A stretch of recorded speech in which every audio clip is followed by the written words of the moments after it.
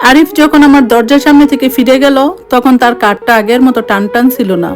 যে মানুষটাকে আমি চিরকাল এক অজয় পর্বত ভেবে এসেছি, আজ তাকে দেখে মনে হলো সে নিজের তৈরি করা এক দুর্গের ভেতরে আটকা পড়া এক বন্দী। আমি দরজাটা বন্ধ করে দিয়ে বড় একটা শ্বাস নিলাম। বাতাসের প্রতিটা কণা আজ আমাকে বলতে চাইছে, নীলু, তুমি স্বাধীন। মাস তিনেক পরের কথা, আমি এখন একটি নামী বিজ্ঞাপনী সংস্থার জুনিয়র গ্রাফিক্স ডিজাইনার হিসেবে কাজ করছি।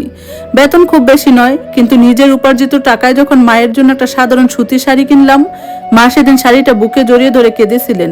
সেই কান্নাটা অপমানের ছিল না, ছিল গর্বের। অফিস থেকে ফেরার পথে একদিন আমার পুরনো বান্ধবী তুলির সাথে দেখা। তুলি আর আমি একই সাথে ইউনিভার্সিটিতে পড়তাম। সে আমাকে দেখে অবাক হয়ে জড়িয়ে ধরলো। নীলু, তুই নাকি আরিফ ভাইকে ছেড়ে দিয়েছিস? পুরো ডিপার্টমেন্টে এটা নিয়ে কি আলোচনা তুই জানিস? আমি ম্লান হাসলাম। আলোচনা হওয়ারই কথা, সবাই তো জানতো আমি কত বড় ভাগ্যবতী। তুলি আমার হাতটা শক্ত করে ধরলো। শোন নীলু, আরিফ ভাই কিন্তু আগের মতো নেই। সেমিনারে ওনার লেকচারের এখন আর আগের সেই তেজ নেই। আর জানিস, কিয়ারা তো মাসখানেক হলো বিদেশে চলে গেছে।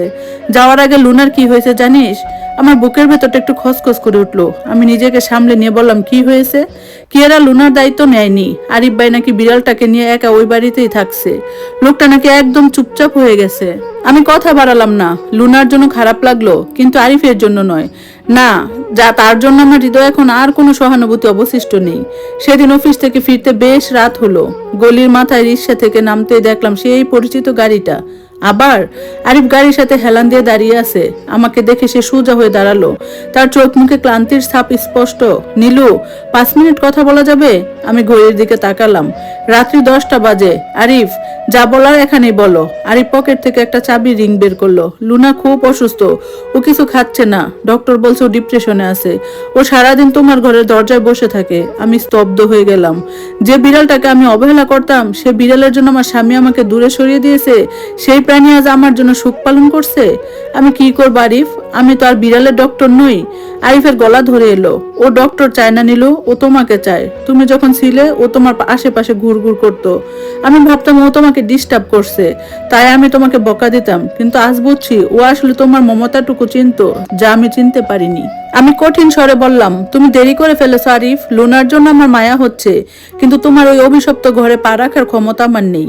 আরিফ মাথা নিচু করে রইল। হঠাৎ সে ফিস ফিস করে বলল, আমি হাত ধোয়া বন্ধ করে দিয়েছি নীলু। আমি তার কথার মানে বুঝতে পারলাম না। মানে? তুমি যাওয়ার পর থেকে আমি আর সাবান দিয়ে বারবার হাত ধুই না। আমি বুঝতে পেরেছি জীবাণু আমার বাহিরে ছিল না, জীবাণু ছিল আমার মনে। আমি এক অদ্ভুত সূচিবায়ুর বাহানায় নিজেকে মানুষের ছোঁয়া থেকে দূরে রাখতাম, কারণ আমি ভয় পেতাম কেউ যদি আমাকে ভালোবেসে ফেলে তবে আমার এই নির্জন দুর্গটা ভেঙে যাবে। সে আমার দিকে এক পা এগিয়ে এলো। আমি তোমাকে হারিয়ে বুঝেছি একাকিত্ব কি ভয়াবহ জিনিস। ওই বড় বাড়িতে লুনা আর আমি দুজনে এখন মৃত মানুষের মতো পড়ে থাকি। আমি দীর্ঘক্ষণ তার দিকে তাকিয়ে থাকলাম। এক সময় এই কথাগুলো শোনার জন্য আমি প্রাণ দিতে পারতাম, কিন্তু আজ এই কথাগুলো আমার কাছে কেবল একগুচ্ছ শুকনো পাতার মতো মনে হচ্ছে, যার কোনো প্রাণ নেই। আমি ব্যাগটা কাঁধে ঠিক করে নিয়ে বললাম, ভালো থেকো আরিফ। লুনাকে কোনো ভালো শেল্টারে দিয়ে দিও, যেখানেও ভালোবাসা পাবে, আর নিজের যত্ন নিও। আমি দ্রুত পায়ে গলির ভেতরে ঢুকে গেলাম। পেছন থেকে আরিফ একবারও ডাকলো না। আমি জানি সে ডাকবে না। তার দম্ভ হয়তো ভেঙেছে, কিন্তু তার ব্যক্তিত্ব তাকে আর্তনাদ করতে শেখায়নি। ঘরে ঢুকে দেখি মা জায়নামাজে বসে আছে। আমাকে দেখে মা বলল, জামাই এসেছিল রে।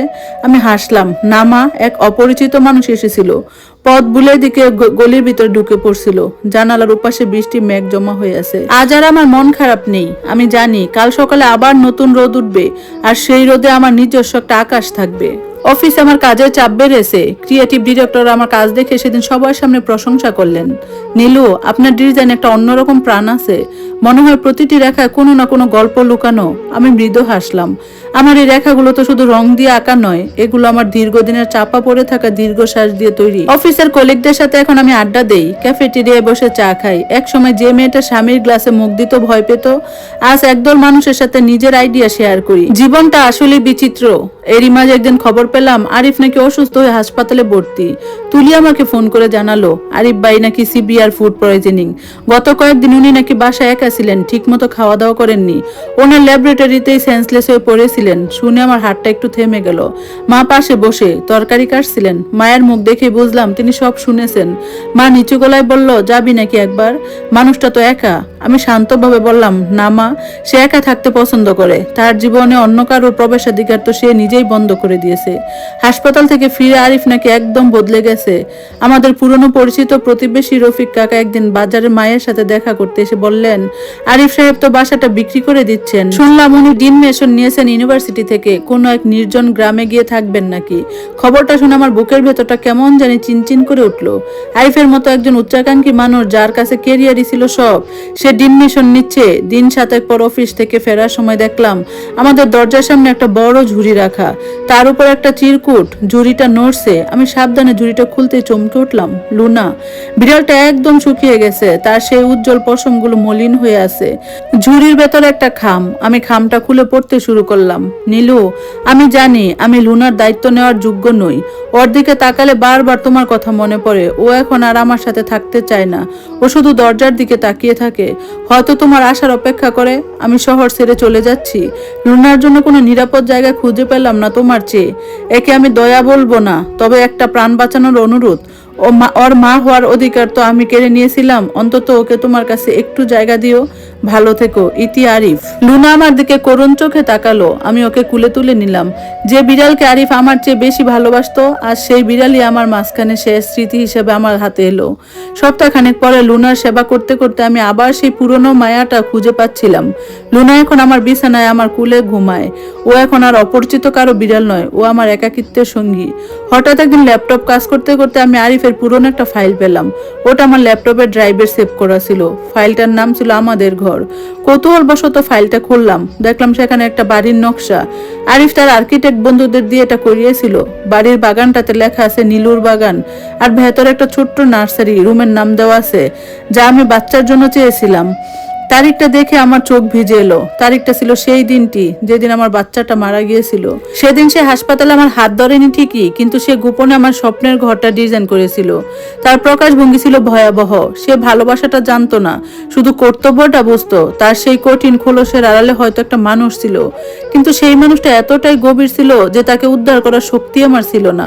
আর সে নিজেও কখনো প্রকাশ করতে শেখেনি। আমি জানালা দিয়ে আকাশের দিকে তাকালাম। আরিফ এখন কোথায় আছে আমি জানি না। হয়তো কোনো এক নিভৃত পল্লীতে সে তার সেই নির্জন দুর্গ নিয়ে একাই আছে।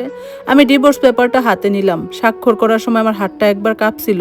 আমি তাকে ক্ষমা করে দিয়েছি, কিন্তু তার কাছে ফিরে যাওয়ার পরটা আমি চিরতরে বন্ধ করে দিয়েছি। কারণ সব ক্ষমার পুনর্মিলনের জন্য নয়, কিছু ক্ষমা হয়ে যায় নিজেকে মুক্ত করার জন্য। লুনা আমার পায়ের কাছে এসে মেউ মেউ করে ডাকলো। আমি ওকে আদর করে বললাম, চল লুনা, আমাদের একটা নতুন বাগান করতে হবে, যেখানে শুধু আমরা থাকবো আর থাকবে অনেক আলো। সময় কারোর জন্য থেমে থাকে না। দেখতে দেখতে আরো একটা বছর পার হয়ে গেল। আমার ছোট ঘরের বারান্দাটা এখন নীল অপরাজিতা আর কামিনী ফুলে ভরে গেছে। যে কাদামাটি আরিফ সহ্য করতে পারতো না, আর সেই মাটির গ্রানি আমাকে বাঁচতে সাহায্য করে। লুনার শরীর এখন বেশ হৃদপুষ্ট। সে এখন আমার বারান্দার বাগানে একগুচ্ছ আধিপত্য।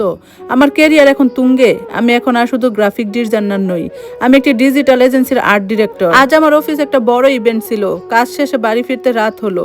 কলিং বেল বাজতেই মা দরজা খুললো। মায়ের হাতে একটা সুন্দর মাটির টপ, তাতে একটা ছোট্ট বকুল ফুলের চারা। নীলু, এটা কে যেন দরজার সামনে রেখে গেছে, সাথে একটা চিঠিও আছে। আমি অবাক হয়ে চিঠিটা হাতে নিলাম। খামটা খুলতে সেই চেনা হাতের লেখা, তবে এবার লেখাগুলো আগের মতো শটান নয়, কিছুটা কাপা কাপা। নীলু, আমি এখন শহরের কোলাহল থেকে অনেক দূরে এক পাহাড়ি গ্রামে থাকি। এখানকার মানুষগুলো বড্ড অদ্ভুত। তারা মাটির গ্লাসে পানি খায়, সারাদিন কাদা মাটিতে কাজ করে, অথচ তাদের মনে কোনো ঘৃণা নেই। আমি এখানে একটা ছোট্ট স্কুল দিয়েছি, বাচ্চাদের পড়াই। নীলু, তুমি ঠিকই বলেছিলে, আমি একটা বরফ খণ্ড ছিলাম, কিন্তু এখানকার রোদ আর এই বাচ্চাদের হাসি আমাকে একটু একটু করে গলাতে শুরু করছে। আমি জানি না তুমি আমাকে ক্ষমা করেছো কিনা, তবে আমি নিজেকে ক্ষমা করতে পারিনি। লুনার জন্য এই বকুল চারাটা পাঠালাম। ও যখন বড় হবে, এর সুবাসে হয়তো তোমাকে কোনো এক বসন্তে আমার কথা মনে করিয়ে দিবে। তোমার জীবনটা ফুলে ফুলে ভরে উঠুক, এই প্রার্থনাই করি। ইতি আরিফ। আমি চিঠিখানা বুকের কাছে চেপে ধরলাম। আজ আমার চোখের জল নেই, শুধু একটা প্রশান্তি আছে। আরিফ নিজেকে খুঁজে পেয়েছে, আর আমি খুঁজে পেয়েছি আমার হারানো সত্তাকে। মাসখানেক পর আমার অফিসের কাজে আমাকে সেই পাহাড়ি এলাকায় যেতে হলো যেখানে আরিফ থাকে। আমি ভাবিনি তার সাথে দেখা করব, কিন্তু নিয়তি হয়তো অন্য কিছু লিখে রেখেছিল। সেমিনারের ফাঁকে আমি স্থানীয় সেই স্কুলটিতে গেলাম।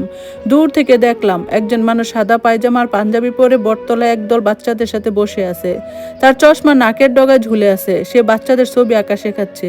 আরিফ হোসেন, প্রফেসর আরিফ হোসেন আজ মাটির উপর বসে বাচ্চাদের সাথে হাসছে। তার সামনে একটা বিড়াল ঘুরঘুর করছে, যেটা দেখতে অনেকটা লুনার মতো। সে এখন আর হাত ধোয়ার জন্য বারবার সাবান খুঁজছে না। সে এখন জীবনের আসল ঘ্রাণ নিতে শিখেছে। আমি আড়াল থেকে তাকে দেখছিলাম। সে একবার মাথা তুলে আকাশের দিকে তাকালো। তার চোখে সেই পুরনো শূন্যতা নেই, বরং সেখানে এক গভীর তৃপ্তি। আমি তাকে ডাকলাম না। আমাদের মাঝখানে সেই অদৃশ্য দেয়ালটা আজ অদৃশ্যই থাকে। তাকে তার নতুন জীবনে আর আমাকে আমার নতুন সুখের থাকতে দেওয়াটাই এখন সবচেয়ে বড় সত্য। বাড়ি ফিরে আমি ডায়েরির শেষ পাতায় লিখলাম, জীবন মানে শুধু টিকে থাকা নয়, জীবন মানে অনুভব করা। কেউ হাত ধুয়ে পবিত্র হতে চায়, আবার কেউ হৃদয়ে মায়া নিয়ে পবিত্র হয়। রাতে লুনার পাশে শুয়ে আমি জানালার বাইরে তাকালাম। আকাশ আজ একটা উজ্জ্বল চাঁদ উঠেছে। আমি জানি অনেক দূরে কোনো এক পাহাড়ি গ্রামে আরিফও হয়তো এখন এই চাঁদটার দিকে তাকিয়ে আছে। আমরা আর এক ছাদের নিচে নেই, কিন্তু আমরা এখন একই আকাশের নিচে শান্তিতে আছি। মনের দেয়ালটা শেষ পর্যন্ত ভেঙে গেছে, তবে সেই ধ্বংসস্তূপের উপর জন্ম নিয়েছে নতুন দুটি জীবন, একটি ক্ষমা ও শান্তির, অন্যটি স্বনির্ভরতা ও সাহসের। আমি চোখ বুঝলাম, কাল সকালে আমাকে আবার কাজে বেরোতে হবে। আমার নিজের গড়া পৃথিবীটা এখন অনেক সুন্দর, অনেক বেশি রঙিন। শীতের সকাল, কুয়াশার চাদরে ঢাকা পাহাড়ের চূড়ায় যখন ভোরের প্রথম আলো এসে পড়ল, আমার মনে হলো এই আলোর নামই মুক্তি। গত এক মাস আমি পাহাড়ের এই শান্ত নির্জন থেকে নিজের ভেতরে এক অদ্ভুত শক্তি পেয়েছি, কিন্তু ডায়েরির পাতার শেষ কথা লিখেও কেন জানি শেষ করতে পারছিলাম না। লুনার সেই মায়াবী ডাক আর বকুলচারা সুবাস আমাকে বারবার টানছিল এক অসম্পূর্ণতার দিকে। আমি আজ আরিফের স্কুলের সামনে দাঁড়িয়েছিলাম। বাচ্চারা ছুটি পেয়ে হই হই করে বেরিয়ে যাচ্ছে। আরিফ তখন টেবিলের উপর ঝুঁকে পড়ে কি যেন গুছাচ্ছিল। আমি ধীরে পায়ে ভেতরে ঢুকলাম। মেজের উপর ধুলোবালি, দেয়ালে বাচ্চাদের আঁকা এলোমেলো ছবি। আরিফ মাথা না তুলে বলল, পড়া তো শেষ, তোমরা আবার কেন এসেছো? আমি কোনো উত্তর দিলাম না। সে আবার মাথা তুললো। চশমার কাচের আলে তার চোখ দুটো বিস্ময়ে স্থির হয়ে গেল। নীলু, তুমি এখানে? আমি ম্লান হাসলাম। লুনা খুব কান্নাকাটি করছিল। তোমার পাঠানো বকুল গাছটা কেন জানি বড় হচ্ছে না। হয়তো ওটার যত্ন নিতে যে জানতো তাকে ওর দরকার। আরিফ চেয়ারের থেকে উঠে দাঁড়ালো। সে আবার কাছে এলো না, আগের মতো দূরত্ব বজায় রাখলো। কিন্তু সেই দূরত্বে আজ ঘৃণা ছিল না, ছিল একরাশ সংকোচ। আমি ভাবিনি তুমি আসবে। আমি তো সবকিছু শেষ করে দিয়েছিলাম।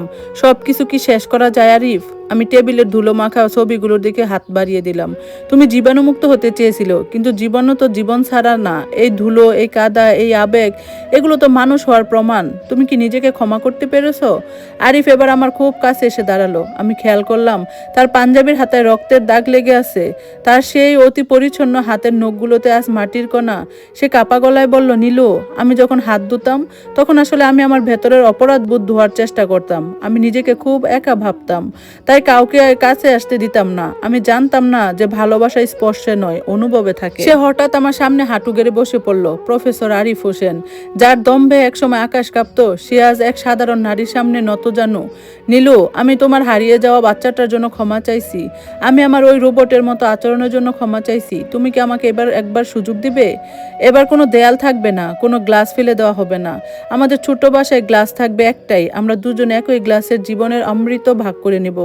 আমার চোখ দিয়ে জল গড়িয়ে পড়ল। এই সেই মানুষ যাকে আমি ঘৃণা করতে চেয়েছিলাম, কিন্তু আজ তার এই রূপ দেখে আমার মনে হলো প্রতিটা মানুষ ভেতরেই একটা ভালো মানুষ থাকে, শুধু তাকে জাগিয়ে তোলার চেষ্টা করতে হয়। আমি তার হাতটা ধরলাম। এবার সে হাত সরিয়ে নিল না। সে শক্ত করে আমার আঙ্গুলগুলো আঁকড়ে ধরলো। তার হাতে সেই উষ্ণতা আমার হৃদয়ে জমে থাকা শেষ বরফটুকু গলিয়ে দিল। বাড়ি চলো আরিফ, লুনা অপেক্ষা করছে। আর মা আজও নামাজ পড়ে তোমার কথা জিজ্ঞেস করেন। আরিফ হাসলো, সেই প্রথম এক স্বস্তির হাসি। আমরা পাহাড়ি রাস্তা দিয়ে নিচে নেমে আসছিলাম। কুয়াশা কেটে রোদ উঠেছে। আমি জানি আমাদের জীবনে আবার সমস্যা আসবে, তর্ক হবে, কিন্তু এবার আমাদের মাঝখানে কোনো অদৃশ্য দেয়াল থাকবে না।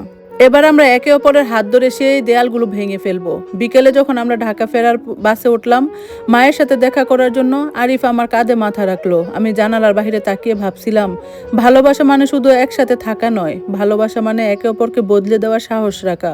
আমাদের মনের দেয়ালে আজ ধূলিসাৎ হয়েছে, আর সেই জায়গায় গড়ে উঠেছে এক নতুন বিশ্বাসের ঘর, যেখানে ভুল করে গ্লাসে পানি ফেললে আর কেউ গ্লাসটা ডাস্টবিনে ফেলে দিবে না, বরং হাসি মুখে বাকি পানিটুকু নিজেই খেয়ে ফেলবে। ধন্যবাদ। সবাইকে গল্পটা কেমন লাগলো অবশ্যই জানাবেন। আর এইরকম সুন্দর সুন্দর গল্প শুনতে সাথেই থাকবেন। আজকের মতো আল্লাহ হাফেজ।